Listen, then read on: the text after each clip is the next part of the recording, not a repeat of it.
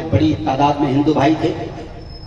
میں نے وہاں پر ان سے بھی یہ کہا کہ میرے بھائیوں, قصور ہمارا ہے, غلطی ہماری ہے کہ قرآن کو ہم نے اپنے باپ کی جاگیر سمجھا, نبی کو ہم نے اپنے باپ کی جاگیر سمجھا.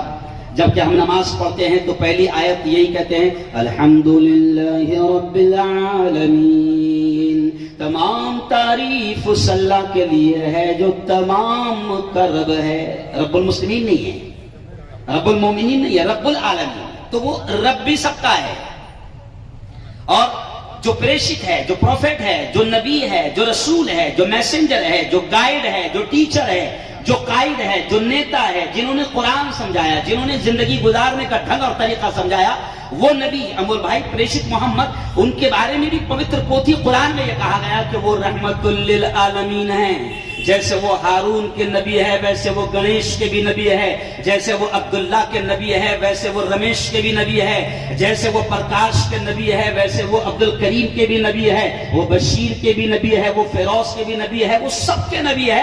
قصور ہمارا یہ ہے کہ ہم نے بالکل نیرو مائنڈ ہو کر نبی کی زندگی کو اور قرآن کی تعلیمات کو ہم نے بالکل محدود کر دیا. بلکہ بچپن میں ہمیں نعت کے اشعار سنتے تھے کہ سب سے اعلیٰ و اولا ہمارا نبی, لیکن جب بڑے ہو گئے ہم تب سمجھ میں آیا کہ آبجیکشن یور آنر, سب سے اعلیٰ و اولا صرف ہمارا نبی تھوڑی ہے, سب کا سب سے اعلیٰ و اولا سب کا نبی, تو وہ نبی سب کا ہے. تو نبی کی تعریف میں نے چند اشعار پڑھا. اب دیکھیں میں 2 یا 3 اشعار صرف رب العالمین, وہ جو پروردگار ہے, وہ جو کریٹر ہے, جس نے پورے سسٹم کو بنایا.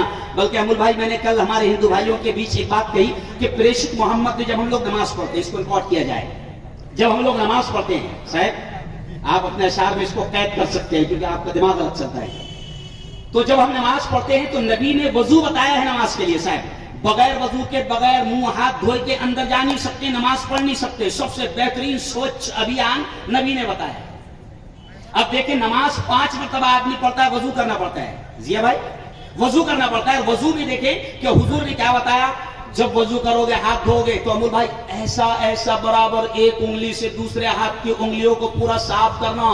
کیوں؟ اور اب پہلے ہم لوگ وضو کو یوں ہی لے لیتے, فٹافٹ کرے اور مسجد میں چلے گئے. لیکن اب سمجھ میں آ رہا کہ نبی کی ایک ایک ادا میں کتنا فائدہ ہے. نبی نے کہا تھا کہ ایسا ایسا دھونا 1500 سال پہلے.